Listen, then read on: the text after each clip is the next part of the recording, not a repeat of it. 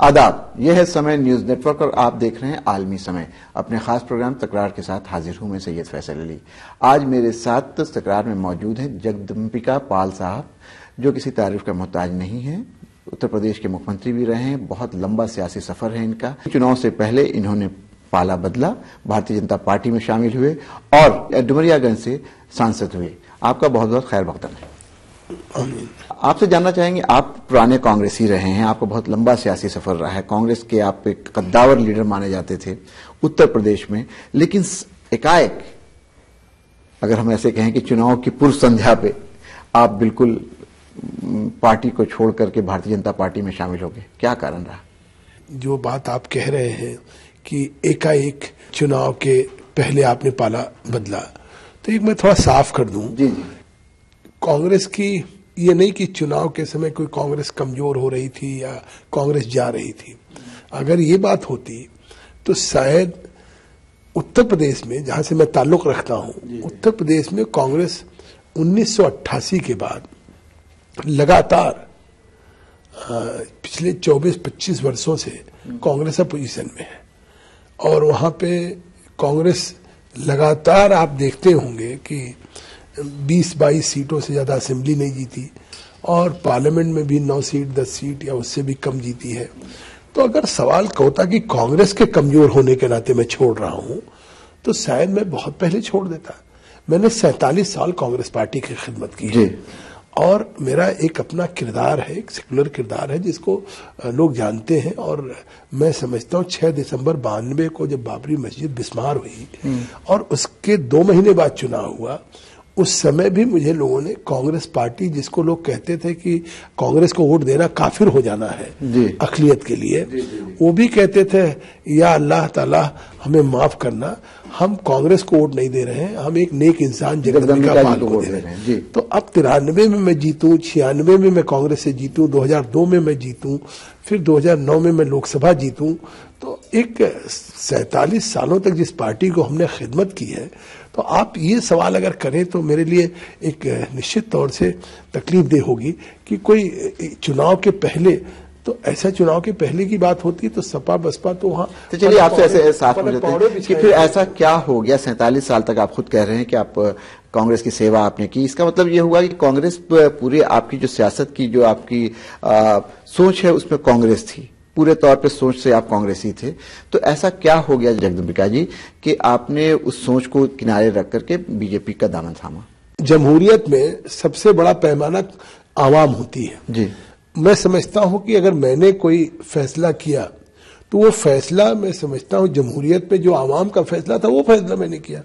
अगर कांग्रेस अपने वसूल पे रहती, कांग्रेस अपने सिद्धांत पे रहती, तो क्या आज ये कांग्रेस का होता कि कांग्रेस पार्टी लोकसभा में हारी, उसके बाद 15 वर्षों से महाराष्ट्र में हुकूमत में थी, महाराष्ट्र में हार गई, हरियाणा में 10 वर्षों से हुकूमत थी, हरियाणा में हार गई, दिल्ली में 15 वर्षों से हुकूमत में हार गई, जम्मू कश्मीर में उसके सपोर्ट से सरकार थी, कांग्रेस भी हार गई थी, और सब जगह हारी नहीं, मतलब जहां हुकूमत में थी आज वहां तीसरे चौथे पायदान पे खड़ी है। तो इससे साफ है कि आज जो मौजूदा नेतृत्व है, जिनके हाथों में युवा नेतृत्व कांग्रेस का, लोग ये महसूस कर रहे हैं कि अब वो कांग्रेस नहीं रही। जो कांग्रेस एक जंग आजादी की कांग्रेस थी, उसकी तंजीम थी, या कांग्रेस जिन मूल्यों की थी या आवाम के साथ जुड़ी हुई थी, आज कांग्रेस में कहीं न कहीं जिस तरीके से कांग्रेस के जो कद्दावर लोग थे, आज उनको दरकिनार किया गया और कांग्रेस में एक कोठरी बन गई। उस कोठरी में जिस तरीके के फैसले हो रहे थे, मैं कहता था, मैं इस बात को लगातार उनसे कहता था। स्टील मिनिस्टर बेनी प्रसाद वर्मा जी थे, कांग्रेस अगर गई तो उनके बयानों से गई है, कांग्रेस गई तो हमारे जो कांग्रेस के जनरल सेक्रेटरी थे उनके बयानों से गई है। जिस तरीके से जो बयान देते थे, और उसके बाद भी हमारे जो देश के युवा नेता कांग्रेस पार्टी के हैं, राहुल वो उन पे अंकुश लगाने के बजाय मैं समझता हूं कि उनको तरजीह देते थे। तो आज उसका नतीजा है कि आज कांग्रेस का क्या हासिल हुआ। मुझे तो लगता है कि बात जो एक नारा देती थी भारतीय जनता पार्टी कि इस देश की जनता कांग्रेस मुक्त भारत बनाएगी, तो मुझे लगता है कि वो अब नारा नहीं रहेगा, वो साकार हो रहा है। क्योंकि जिस तरीके से शुरू हुआ है दिल्ली के सफर लोकसभा से और राज्यों में जो सफर एक का के बाद एक स्टेट हारती जा रही है। नहीं, आपने बहुत अहम बात कही जगदम्बिका जी कि कांग्रेस को इंट्रोस्पेक्शन करना चाहिए, उसमें आत्ममंथन होना चाहिए कि क्या गलत हुआ। और आप नेतृत्व पे ही सवाल उठा रहे हैं, आप बहुत पुराने कांग्रेसी रहे हैं और आपको पार्टी में ही मान सम्मान मिला, आपने पार्टी का एक क़यादत भी की। लेकिन ये बताइए, क्या आपको ऐसी स्थिति लग रही थी कि बिल्कुल कांग्रेस में ये जो नया नेतृत्व आया है वो पुराने और एक्सपीरियंस जो लोग हैं उनको बिल्कुल नहीं सुन रहा है, अपनी चला रहा है, और ये जो कोठरी है वो इतनी हावी थी कि अगर जगदम्बिका जी चाहें या दूसरे बहुत सारे लीडर्स हैं जो सीनियर हैं, उनकी बात की अनसुनी हो रही थी? नहीं, अनसुनी तो छोड़ दीजिए, मैं समझता हूं कि ये मौका भी नहीं था कि हम कांग्रेस के लिए कोई सुझाव दे सके। मैंने उस समय भी कहा था जब मैंने छोड़ा था कि मेरी बात छोड़ दी, मेरे जैसे बहुत से एमपी हैं जिन्हें अपॉइंटमेंट नहीं मिलता था उनसे, और जो फैसले लेती थी एक कोठरी लेती थी। अब जो मेरे खिलाफ बहुजन समाज पार्टी से लोकसभा 2009 का चुनाव लड़े और 2012 में, मतलब अगर उस व्यक्ति को कांग्रेस में लिया जाए और उसके कहने से हमारी पार्लियामेंट में टिकट दिया जाए जिसको मैंने 2009 में हराया हो, तो कम से कम उस नेतृत्व को ये तो कहना चाहिए था भाई कि आपको कांग्रेस में टिकट दे दिया जाएगा, आप मौजूदा सिटिंग एमपी हमारे कांग्रेस के उनसे मिल लीजिए, वो होता। या कम से कम एक कम्युनिकेशन जो गैप हो रहा था, लीडर्स को छोड़िए कि लीडर्स के साथ कोई कनेक्टिविटी हो, उनको कोई रेस्पेक्ट मिले। पद तो कोई चीज सार्वजनिक जीवन में होती नहीं, कोई स्थायी रूप से न मंत्री होता, न मुख्यमंत्री होता, न प्रधानमंत्री होता, ये चीजें बदलती रहती हैं। पार्टी कोई चलती है, पार्टी का सबसे मजबूत अगर कोई तंत्र है तो पार्टी संगठन का रैंक एंड फाइल कार्यकर्ता जिसको कहते हैं, और वो कार्यकर्ता कोई नौकरी नहीं करता, कार्यकर्ता कोई कर्मचारी नहीं होता। कार्यकर्ता को अगर कुछ चाहिए तो नेतृत्व का प्यार चाहिए, नेतृत्व के साथ उसका रसूख चाहिए, नेतृत्व के साथ उसका एक सिलसिला, एक रिश्ता कायम होना चाहिए। तो आज कांग्रेस पार्टी में मुझे कहने में कोई गुरेज नहीं है, कांग्रेस पार्टी के नेतृत्व का अपने कार्यकर्ताओं से रिश्ता टूट चुका है। और शायद यही कारण है कांग्रेस इस तरह से हर जगह धाराशाही हो रही है। आज मुझसे छोड़िए, भारतीय जनता पार्टी का नेतृत्व क़यादत नरेंद्र मोदी जी के हाथ में है। आज वो मुल्क के वजीर आजम हैं। जिस तरीके से कांग्रेस पार्टी हो, सपा हो, बसपा हो, वो कहती थी कि अगर हिंदुस्तान में नरेंद्र मोदी जी वजीर आजम बन जाएंगे तो भारत में एक बंटवारा फिर हो जाएगा, अक़लियत के लोगों को पाकिस्तान चले जाना पड़ेगा। ये सारी चीजें चुनाव की रैलियों में, जलसों में, ये तमाम जो पार्टियां हैं, इन पार्टियों के लोगों की तकरीर है। अब इसके बावजूद भी हिंदुस्तान की आवाम ने एक अक्सरियत के साथ भारतीय जनता पार्टी को हुकूमत दी है। मैं कहता हूं भारतीय जनता पार्टी नरेंद्र मोदी जी के नेतृत्व में आज अगर सरकार चला रही तो चाहे यहां प्रधानमंत्री जनधन योजना हो या कोई योजनाएं हो, वो योजना केवल अक्सरियत के लिए है या अक़लियत के लिए नहीं है, या उन्होंने कभी हिंदू और मुसलमान की बात की। मैं तो मुझे लगता कि 7 महीने से मोदी जी अगर बात करते हैं, चाहे हिंदुस्तान की पार्लियामेंट के फोरम, आपने अच्छी बात की, लेकिन यहाँ पे वक्त हो गया एक ब्रेक का। ब्रेक के बाद वापस आएंगे तो जगदम्बिका जी से बातचीत जारी रहेगी। इन्होंने एक बात कही है ब्रेक में जाने से पहले कि जिस तरह का नारा और जिस तरह की बात मोदी जी के बारे में कही जाती थी वो सारी गलत हो गई है। लेते हैं ब्रेक, ब्रेक के बाद वापस आएंगे।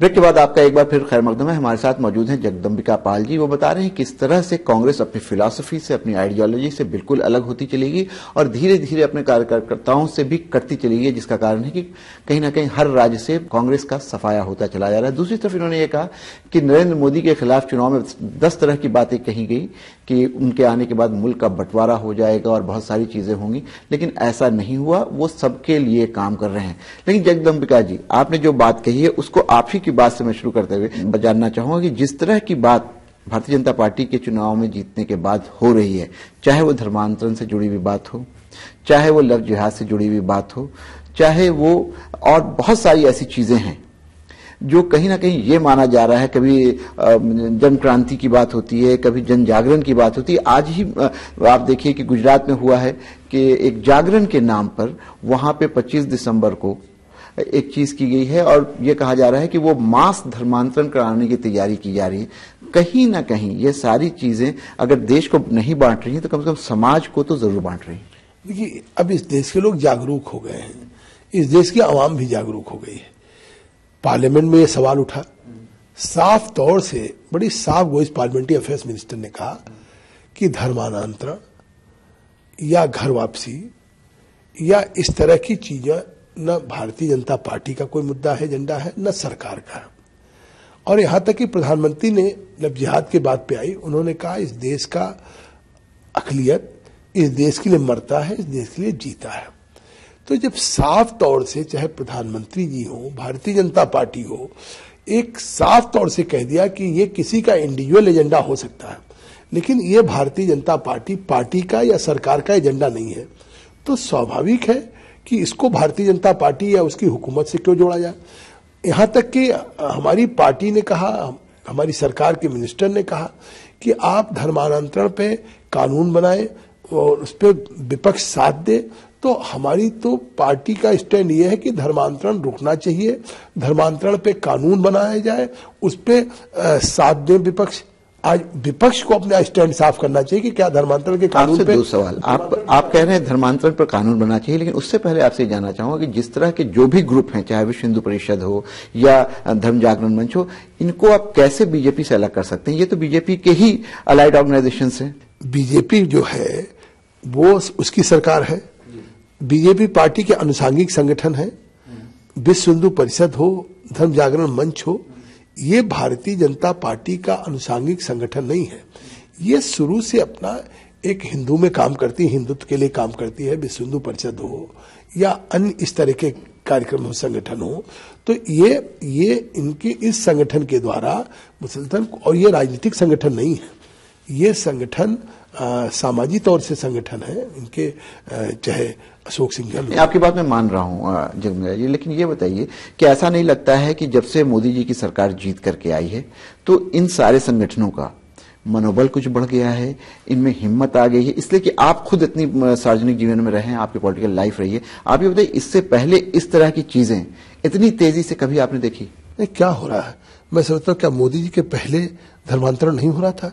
जितने बड़े पैमाने पर नॉर्थ ईस्ट में हिंदू से क्रिश्चियन बने, यहाँ तक कि यूपी में मिर्जापुर में या उन तमाम इलाकों में क्रिश्चियन बने, झारखंड में जितने बड़े पैमाने पे मतलब धर्मांतरण हुआ है, मतलब अभी और ये साफ कर दिया कि अगर कहीं कोई फोर्सफुली या लोभ या प्रलोभन से कहीं कोई धर्मांतरण हो रहा हो तो ये कानून का प्रश्न है, कानून उनके खिलाफ कार्रवाई करे और कानून को लागू करने का काम राज्य सरकारों का है। तो साफ, तो अगर उत्तर प्रदेश में आगरा की बात आप करते हैं तो इसकी रोकने की जिम्मेदारी आप अखिलेश यादव की हुकूमत को क्यों नहीं दे रहे हैं? क्या इस देश का, प्रदेश का अक़लियत इस बात को नहीं समझ रहा? मैं कह रहा हूं कि धर्मांतरण आगरा में हुआ, आप सवाल इतना तीखा हमसे कर रहे हैं कि जैसे लगता है कि हम गुनहगार हैं, हमारी पार्टी गुनहगार है।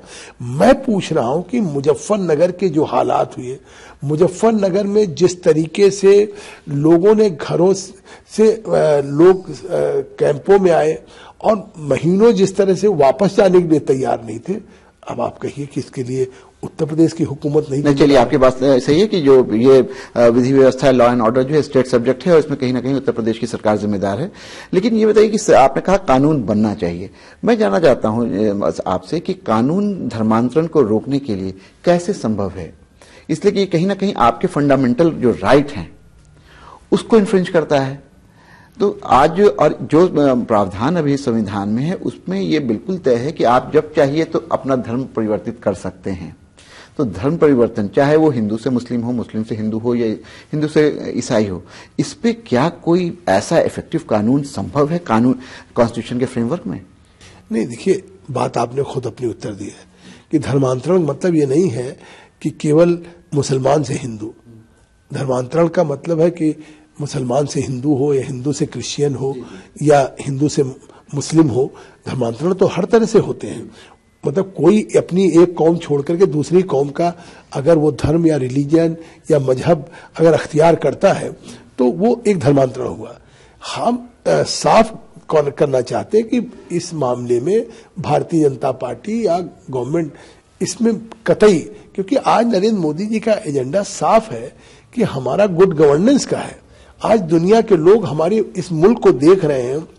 अगर जापान के अबे सांजे कह रहे हैं कि हम 2,10,000 करोड़ का इन्वेस्टमेंट करेंगे, तो कब करेंगे? जब यहाँ पे एक अच्छा एटमॉस्फेयर हो, एक अच्छी गवर्नेंस हो। आप जो बात कहना चाह रहे हैं जगदम्बिका जी कि मोदी जी का जादू चल रहा है, वो जापान से लेकर के अमेरिका तक गए और इन्वेस्टमेंट्स की बात हुई। हालांकि अभी जमीन पे कुछ उतना विशेष आया नहीं है, लेकिन एक आश्वासन है और एक अच्छी फिजा भारत को लेके बनी है, जो आप कहना चाह रहे हैं।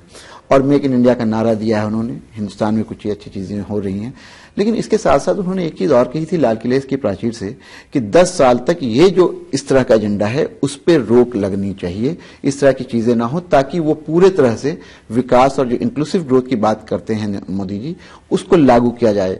तो क्या ऐसे में ये उचित नहीं होगा कि जो इस तरह के संगठन हैं उन पे भी पाबंदी, मैं किसी धर्म की बात नहीं कर रहा हूं, जो भी इस तरह के संगठन हैं जो कहीं ना कहीं समाज में माहौल को बिगाड़ने की या उनकी एक्टिविटीज से माहौल बिगड़ रहा है, उन पे सख्ती से काबू पाया जाए? आपने कहा कि 6 महीने में जिस तरीके से मोदी जी का एजेंडा है, मान लिया अभी नहीं जमीन पे उतरा, लेकिन आप क्या उनकी नियत पे या नीति पे कोई शक? मैंने कहा कि माहौल बन रहा है। दूसरी बात कि मेक इन इंडिया नारा नहीं है।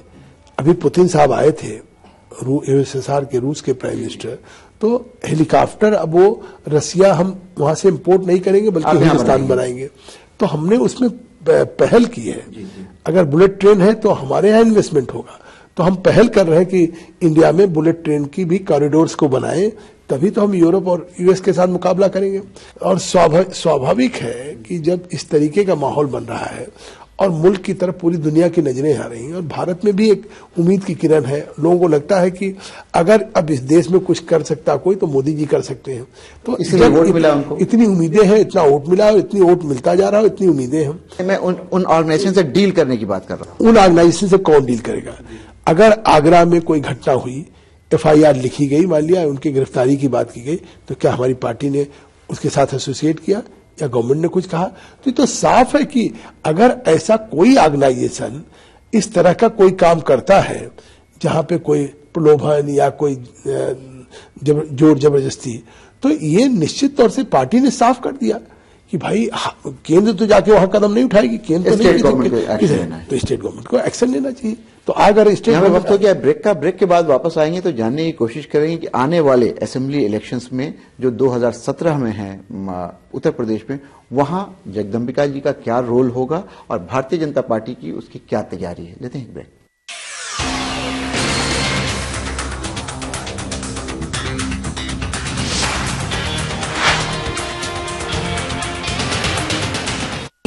आयुर्वेदिक तेल जो बना है 16 खास आयुर्वेदिक तत्वों से, रखे मेरे बालों का ख्याल और बाल रहे लंबे, काले और घने। Kesh king, the king of hair oil.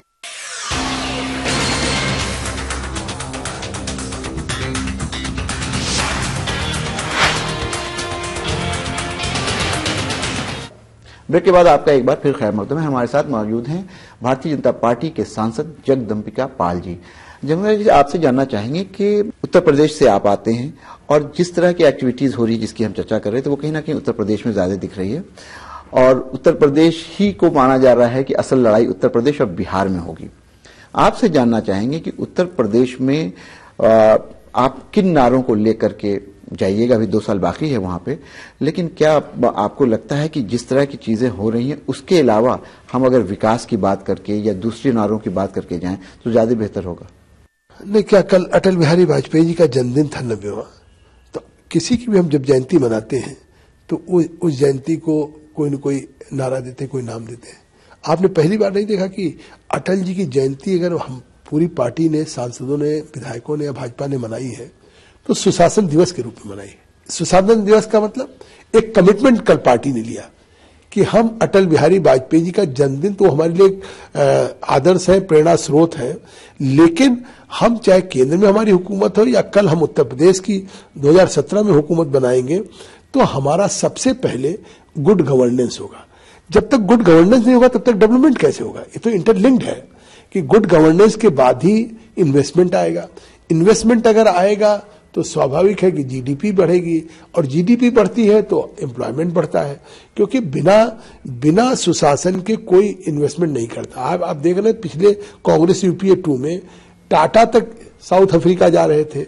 जो इंडियन जो बड़े माने जाते थे देशभक्त डोमेस्टिक इन्वेस्टर्स, वो कॉर्पोरेट हाउसेज भी सोच रहे थे कि अब इंडिया में निवेश करना मुनासिब नहीं है, वो विदेशों में वापस आ रहे हैं, और फॉरेन इन्वेस्टर्स तो कोई आ नहीं रहा था।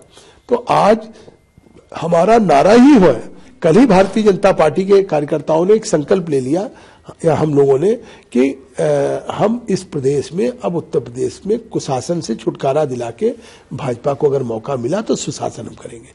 आपने अटल बिहारी वाजपेयी की बात की। अटल बिहारी वाजपेयी को पंडित मदन मोहन मालवीय को भारत रत्न की उपाधि से अलंकृत किया गया, उनको दिया गया है। वाजपेयी जी को लेकर के बहुत ज्यादा बात तो नहीं हुई, लेकिन मदन मोहन मालवीय को जो भारत रत्न दिया गया तो उस पर बहुत लोगों का इतराज हुआ है, बहुत लोगों ने उसको का विरोध किया है। रामचंद्र गुहा जो प्रसिद्ध हिस्टोरियन है, उन्होंने भी उसका विरोध किया है। साथ साथ एक बात और जो मुस्लिम कम्युनिटी में चल रही है कि अगर मदन मोहन मालवीय को मिल सकता है तो मोदी जी की सरकार में क्या सर सैयद को, जो अलीगढ़ यूनिवर्सिटी के संस्थापक हैं, उनको भारत रत्न मिल सकता है? ये सवाल तो अभी भारतीय जनता पार्टी की तो पहली बार हुकूमत आई स्पष्ट बहुमत के साथ। देश में अभी तक जिस पार्टी ने हुकूमत की है और जिसका एजेंडा, उसको तो सजा दे दी गई, उसको तो नुकसान हो गई। अरे 67 साल तो उन्होंने रूल किया है, 1-2 साल नहीं किया, कभी याद नहीं आई।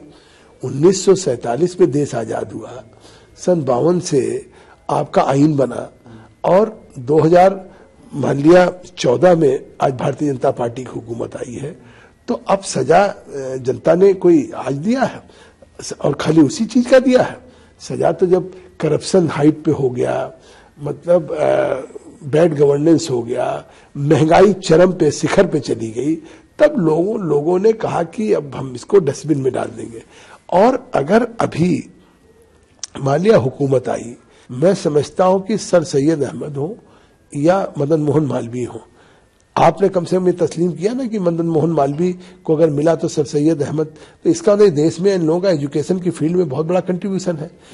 भारत ने दिया किसको जा रहा था कि आप कोई खेल खेलिए, उस खेल में बहुत आगे हो गए, खूब पैसा कमाइए, और उसके बाद मतलब अपना कैरियर बनाइए, और उसके बाद आपको भारत रत्न मिल सकता है। भारत रत्न देश का सर्वोच्च सम्मान है, सिविलियन अवार्ड, ये जो देश की सेवा करे। जी जी। तो मैं समझता हूं कि आज एक शुरुआत हुई है। मदन मोहन मालवीय जी को अगर वो पढ़े, वो कोई भाजपा के नेता नहीं थे, 4 बार कांग्रेस के अध्यक्ष रहे, वो खाली अध्यक्ष नहीं थे, उन्होंने चौरी चौरा के फांसी में 170 लोगों में से 150 लोगों को अपनी वकालत से, जिन्होंने पत्रकारिता के क्षेत्र में हिंदुस्तान टाइम्स जैसे अखबार को काला काकड़ से शुरू किया, फिर हिंदुस्तान टाइम्स का यहाँ एडिटोरियल किया, अभ्युदय क्या किया, मैं कितना नाम जी, उसके बाद एक फिर वकालत की पढ़ाई पढ़ी, क्योंकि बीए तो उन्होंने पहले किया कलकत्ता से, फिर उन्होंने वहां पे स्थापित किया इलाहाबाद में, फिर उसके बाद कितनी बड़ी कल्पना थी। मैं समझता हूं उस समय गांव में चिट्ठी पढ़ने वाले लोग नहीं मिलते थे, जिस समय उन्होंने एक अंतर्राष्ट्रीय स्तर का विश्वविद्यालय बनाया। तो आज एक शुरुआत हुई है, कम से कम इस पे किसी को आलोचना नहीं करनी चाहिए थी। नहीं, चलिए इस पे कोई आलोचना नहीं है, लेकिन मांग बिल्कुल उठ सकती है आने वाले, उम्मीद की जानी चाहिए, उम्मीद की जा सकती है। तो मांग तो आने वाले दिनों में उठती है, और मतलब कम से कम इसलिए कह रहा हूं कि आप मुसलमानों के बड़े करीब हैं, ये दोनों नहीं, मैंने कह रहा हूं कि इस देश में ये जो 2 फैसले हुए हैं, इन 2 फैसलों पे पहली बार शायद कोई उंगली नहीं उठ सकती, दोनों के व्यक्तित्व पे, दोनों की क़यादत पे, दोनों के किरदार पे, और पूर्णतया मतलब मुल्क की खिदमत में, देश की सेवा में दोनों लोगों ने किया। क्या जिस मदन मोहन मालवीय जी ने आज उस बीएचयू की स्थापना किया, उसमें पढ़ने वाले लोगों को भारत रत्न मिल गया। हिंदुस्तान में जो अकलियत है, काफी बड़ा तबका है उसका, और आप उत्तर प्रदेश से आते हैं, आपने देखा हो चुनाव के बाद बहुत सारे लोगों में एक उदासी सी थी। हालांकि चुनाव का नतीजा आया, सरकार बन गई, तो कुछ लोगों में हलचल बढ़ी है। लेकिन आपसे ये जानना चाह रहा हूं कि क्या हिंदुस्तान में अक़लियतों को भारतीय जनता पार्टी की सरकार से कुछ उम्मीद रखनी चाहिए? इंक्लूसिव ग्रोथ के नाम पे उनकी भी उसमें भागीदारी होगी, और जिस तरह की स्कीम्स होती थी माइनॉरिटीज के लिए वो चलेंगी आगे? हालांकि अभी तक तो किसी पे कोई रोक टोक नहीं हो, लेकिन ये माना जा रहा है कि कहीं ना कहीं, जो मैं समाज की बात कर रहा हूं, सरकार के स्तर की बात नहीं कर रहा हूं, आप समाज में रहते हैं, आपको अंदाजा होगा कि थोड़ी उदासीनता है, थोड़ा सा लोगों में एक रंज है, उसको दूर करने के लिए कोई पहल की जा सकती है जिसमें आप जैसे लोग आगे आए? मुझे लगता है कि एक शुरुआती दौर है, इसलिए आप कह सकते हैं कि थोड़ी उदासी है, लेकिन मुझे लगता है, क्योंकि मैं जब से आया हूं इस पार्टी को और बड़े करीब से देख रहा हूं और मोदी जी की क़यादत को भी देख रहा हूं, मुझे लगता है कि मोदी जी की 5 साल 10 साल की गवर्नेंस रह जाएगी, तो उस गवर्नेंस के बाद इस देश में न कोई पत्रकार, नामानिगार और न कोई पॉलिटिकल पार्टी हिंदू मुसलमान की बात ही नहीं कर पाएगी। उसका जवाब मोदी जी अपने कामों से दे देंगे। आज गुजरात का अक़लियत आज इनकम के हिसाब से सबसे ज्यादा प्रॉस्परस है, तो वो मोदी जी ने एक साफ हम लोगों से कहा है कि देखिए, मैं हिंदू और मुसलमान की बात नहीं करता हूं, मैं देशवासियों की बात करता हूं। 125 करोड़ देशवासियों के विकास की बात मैं करता हूं। तो जब प्रधानमंत्री 125 करोड़ देशवासियों की बात कर रहे हैं, जिसमें हिंदू भी है, मुसलमान भी है, सिख भी है, ईसाई भी है, दलित भी है, बैकवर्ड भी है, तो सवाल ये अब क्यों उठाया जाए, जिसको सियासी हमारे राजनीति में आज क्या है, एक महामोर्चा बन रहा है। मैं समझता हूं कि वो जनता परिवार की बात कर रहे हैं, जनता परिवार की बात कर रहा हूं, तो आखिर वो जनता परिवार का क्या एजेंडा है? भाई, हम हुकूमत में भी आ गए और जिसको खौफ दिखाया जा रहा था, जिस अक़लियत को, उस अक़लियत के हक हकूक पे कोई कुठाराघात हो, उस अक़लियत के हक हकूक की हम हिफाजत की बात न करें, उस अक़लियत के मतलब किसी नुकाती कार्यक्रमों पे ये लगे कि हम इस हुकूमत में कटौती हो रही, तब ये सवाल उठाया जा रहा है। आपने जनता परिवार की बात उठाई, जनता परिवार बना है और जाहिर सी बात है उसका जो नेतृत्व दिया गया है वो मुलायम सिंह यादव को दिया गया है, और ये माना जा रहा है कि ये जो जनता परिवार, ये कहीं ना कहीं एक महागठबंधन है जिसकी ताकत आप लोगों के सामने खड़ी होगी बिहार के चुनाव में, जो अगले साल नवंबर में है, और फिर उत्तर प्रदेश में। आप इसको किस तरह का सियासी समीकरण देखते हैं? इससे भारतीय जनता पार्टी को डरना चाहिए या ये निरर्थक है? अभी जो छह पार्टियों जो गठबंधन बना है, ये महाजोट जिसको कहते हैं, तो पूरे लोकसभा की तादाद 543 की है, उसमें 6 पार्टी के मिला के 15 लोकसभा के सदस्य हैं। तो अब मैं समझता हूं भारतीय जनता पार्टी के लिए कोई चुनौती या डरने की बात तो है नहीं। ये अपने अस्तित्व के लिए कि भविष्य में इनका अस्तित्व बचा रहे, मतलब इससे कोई फर्क नहीं पड़ेगा चाहे बिहार का असेंबली इलेक्शन हो या उत्तर प्रदेश का। आप मुझसे इतना सवाल पूछ रहे थे, मैं आपसे सवाल पूछ रहा हूं कि ये जो केर बेर का रिश्ता एक हो रहा है, नीतीश लालू एक हो जा रहे हैं या लालू मुलायम जी एक हो जा रहे हैं, जिस लालू ने मुलायम को प्रधानमंत्री बनने से रोका था, तो ये रिश्ता किसी सिद्धांतों पे हो रहा है या ये रिश्ता किसी स्वार्थों पे हो रहा है या रिश्ता राजनीति और सिद्धांत कहीं नहीं है? अच्छा, नहीं है। तो ये इस अगर ये रिश्ता हो भी जाएगा तो इस रिश्ते से मैं समझता हूं कि शायद उनको जिस तरीके से लोकसभा का हंस लगा, तो उनको लगा कि शायद अस्तित्व भी नहीं बचेगा। भाई, मैं कोई ऐसा नहीं कहना चाहता हूं कि जिस तरीके से जनता ने जो जनादेश दिया, तो मुझे तो लगता है कि इसलिए बना कि किसी तरीके से इन पार्टियों का अस्तित्व बचा खुचा रह जाए। नाज़रीन, आप बातचीत देख रहे थे जगदम्बिका पाल जी से। इन्होंने बहुत साफ तरीके से ये बात कही है कि ये जो अभी जनता परिवार बना है, ये कहीं ना कहीं अपने आप को पॉलिटिकली रेलेवेंट रखने के लिए है, ना कि कोई क्रेडिबल अल्टरनेटिव प्रेजेंट करने के लिए। जाहिर सी बात है, उनके पास बहुत सही बात कही जगदम्बिका जी ने कि सिर्फ 15 लोकसभा के सांसद उनके पास हैं और वो किस तरह से मुकाबला कर सकते हैं। दूसरी बात इन्होंने कही कि भारतीय जनता पार्टी का जहां तक सवाल है, जो भी अक़लियत में उसको लेकर थोड़ी सी बेचैनी या थोड़ा सा कोई शक व शुबा है, वो वक्त के साथ साथ खत्म हो जाएगा। जिस तरह की स्कीम अक़लियत को लेकर के भारतीय जनता पार्टी ने रखी है, उसमें कहीं कोई फेरबदल नहीं होने वाला, और बहुत पूरी इत्मीनान है ये कि आने वाले वक्तों में न सिर्फ 5 साल बल्कि 10 साल तक नरेंद्र मोदी जी का शासन मुल्क में रहेगा। आज तकरार में बस इतना ही। अगले हफ्ते फिर किसी नई शख्सियत के साथ मुलाकात होगी। मुझे इजाजत दीजिए। आदाब।